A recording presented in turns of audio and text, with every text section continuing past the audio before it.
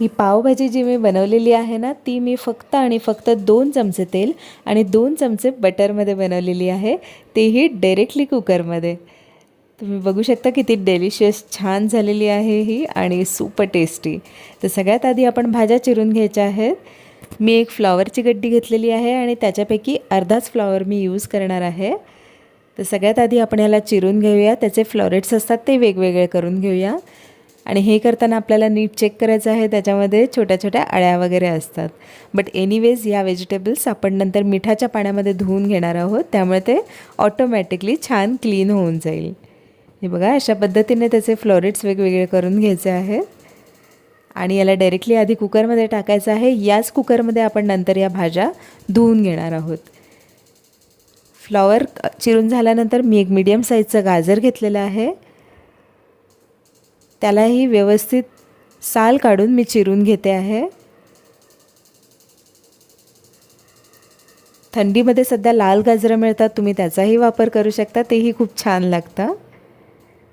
आता गाजरही मी टाकते आहे डायरेक्टली कुकरमध्ये.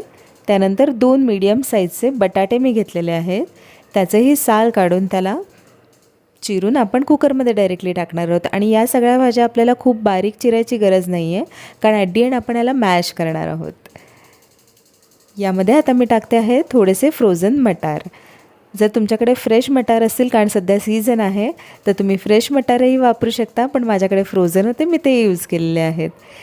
तर यामध्ये साधारणपणे 2 ग्लास पाणी टाकून मीठ टाकून मी या भाज्या सगळ्यात आधी व्यवस्थित धुवून घेणार आहे.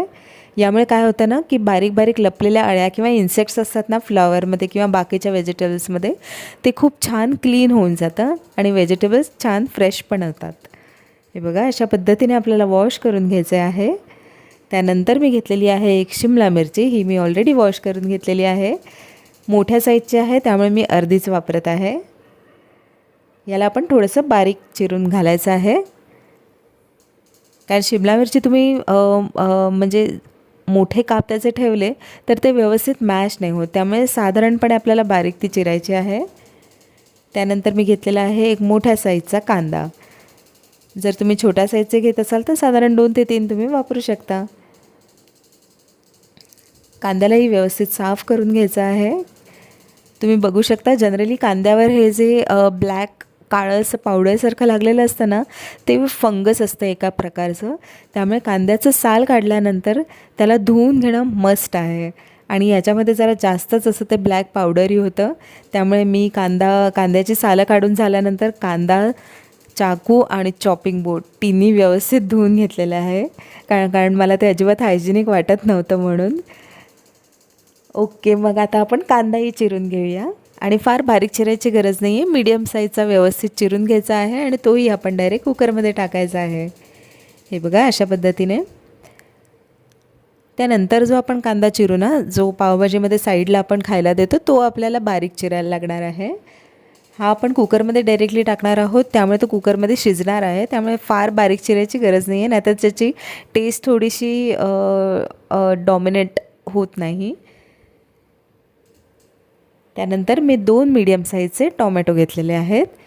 मोठा टोमॅटो असेल तर 1 साईजचा यूज करा.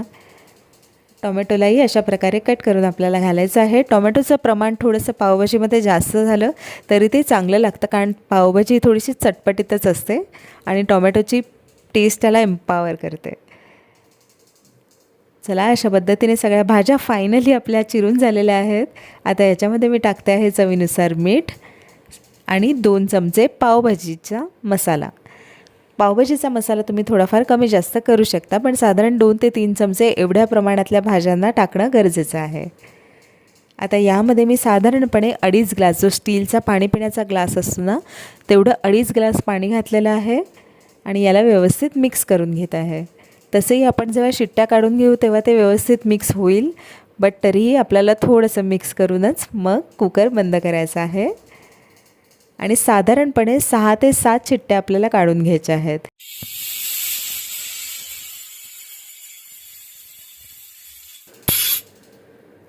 भाज्या व्यवस्थित शिजल्या आहेत, थोड्याशा जास्त शिजल्या तरी चालतात, कारण आपल्याला त्या छान मॅश करून घ्यायच्या आहेत. आता सगळ्यात आधी आपण या भाज्यांमधलं पाणी वेगळं करून घेऊया. ज्या मिक्सरच्या भांड्यामध्ये मी आलं लसणाची पेस्ट बनवली होती त्यातच मी हे पाणी घालते आहे. त्यामुळे काय होतं ना, आलं लसणाची पेस्टही छान निघून येते मिक्सरमधनं आणि पाणी काढायला वेगळं भांडं वापरायचीही गरज लागणार नाही आपल्याला. हे बघा, अशा पद्धतीने मी पाणी काढून घेत आहे. पाणी अशासाठी काढून घ्यायचं आहे कारण त्यामुळे भाज्या व्यवस्थित आपण मॅश करू शकतो. जर त्याच्यामध्ये पाणी असेल तर त्या व्यवस्थित मॅश नाही होणार. अशा पद्धतीने सगळं पाणी मी व्यवस्थित काढून घेतलं आहे आणि आता भाज्यांना मॅश करायचं आहे. या प्रोसेसला थोडा वेळ लागतो. भाज्या आपण जितक्या चांगल्या मॅश करू तितकी पावभाजी चांगली बनते.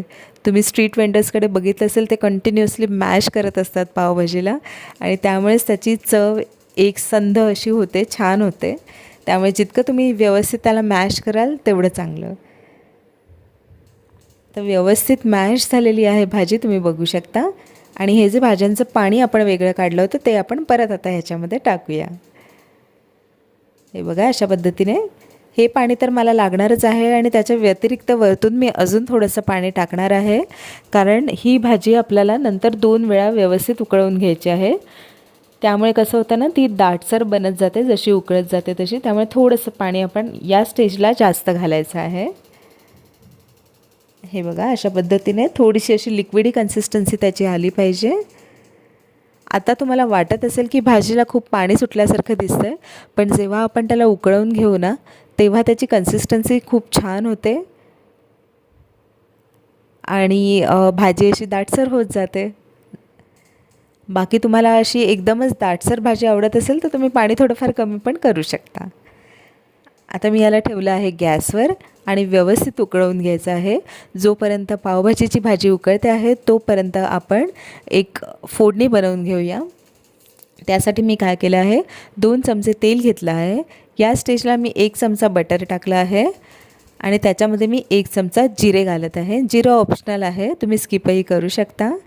1 चमचा मी याच्यामध्ये घातली आहे काश्मीरी लाल मिरची पावडर आणि 1 चमचा पावभाजी मसाला. काश्मीरी लाल मिरचीमुळे काय होतं ना, रंग खूप छान येतो पावभाजीला. तुम्हाला एकदम अशी लाल भडक पावभाजी आवडत असेल तर तुम्ही जास्त घालू शकता, पण आय डोंट प्रेफर दॅट. नंतर याच्यामध्ये मी घालत आहे 1 चमचा आलं लसणाची पेस्ट. तुम्ही बघू शकता आलं लसणाची पेस्ट मी एकदम स्मूथ वाटून घेतलेली आहे. हे बघा, याला छान परतून घ्यायचं आहे तेल आणि बटरवर आणि ही फोडणी आपल्याला घालायची आहे पावभाजीमध्ये, जी पावभाजी आपण उकळत बाजूला ठेवली होती. हे बघा, अशा पद्धतीने छान मिक्स करून घ्यायचं आहे. आता थोडीशी भाजी मी तडका पॅनमध्ये टाकून याला व्यवस्थित मिक्स करत आहे, जेणेकरून तेल आणि बटर जर लागलेलं असतं तडका पॅनला ते व्यवस्थित निघून येईल, वेस्ट होणार नाही. हे बघा, अशा पद्धतीने आपण काढून घ्यायचं आहे आणि व्यवस्थित मिक्स करून घ्यायचं आहे. तुम्ही बघू शकता या भाजीला आता सुंदर रंगही येत चाललेला आहे आणि याला व्यवस्थित अजून एकदा आपण उकळून घ्यायचं आहे. मला अशी ती अननेसेसरी लाल भडक किंवा लसणीचा स्ट्रॉंग फ्लेवर असलेली पावभाजी आवडत नाही. तुम्हाला जर तशी आवडत असेल तर तुम्ही लसूण ठेचूनही घालू शकता. याच्यामध्ये मी टाकते आहे 1 चमचा आमचूर पावडर. ह्याच्याने अशी चटपटीत टेस्ट खूप छान येते पावभाजीला, एकदम चमचमीत लागते. आता तुम्ही बघू शकता याचा टेक्स्चर किती छान आलेला आहे आणि याच्यामध्ये थोडीशी एकदम चिमूटभर मी कसुरी मेथी घालते आहे. कसुरी मेथीमुळे काय होतं ना, सगळे फ्लेवर्स एकदम छान एनहान्स होतात. आणि तुम्हाला याचा रंग असा लाल चांगला करायचा असेल तर तुम्ही काश्मीरी लाल पावडर जी आहे ना ती थोडीशी जास्त घालू शकता. पण मला असं टेक्स्चर आणि रंग छान आवडतो घरगुती पावभाजीसाठी, त्यामुळे मी ते तसंच ठेवलेलं आहे. हे बघा, आता या स्टेजला मी 1 चमचा बटर घालत आहे, अजून थोडीशी कोथिंबीर बारीक चिरलेली आणि याला व्यवस्थित मिक्स करून घ्यायचं आहे. तुम्ही बघू शकता किती सुंदर टेक्स्चर याला आलेलं आहे.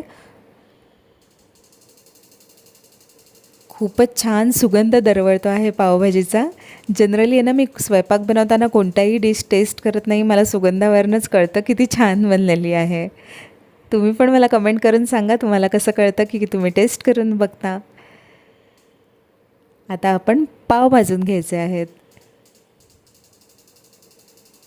तव्यावर मी थोडंसं बटर टाकलं आहे आणि लादी पाव मी भाजून घेत आहे. पावभाजीबरोबर लादी पावच असले पाहिजेत. जनरली काय काय होतं ना, जसं मी बँगलोरला राहते तर इथे लादी पाव मिळणं फारच रेअर आहे. इथे ते बनसारखे पाव मिळतात, बट ते पावभाजीबरोबर चांगले लागत नाहीत. त्यामुळे मी इथे काही काही जागा शोधून काढलेल्या आहेत की जिथे प्रॉपर मुंबईचे लादी पाव मिळतात, तर तेच मी इथे वापरलेले आहेत. अशा प्रकारे छान बटरवर पाव भाजून घ्यायचे आहेत आणि गरम गरम पावभाजी सर्व करायची आहे. ही बघा माझी पावभाजीची थाळी एकदम रेडी आहे. ह्याच्यामध्ये ज्या मेथीच्या भज्या गोटे दिसत आहे त्याची रेसिपी ऑलरेडी माझ्या चॅनलवर आहे. माझ्या चॅनलला तुम्ही सबस्क्राईब करा. अशाच इंटरेस्टिंग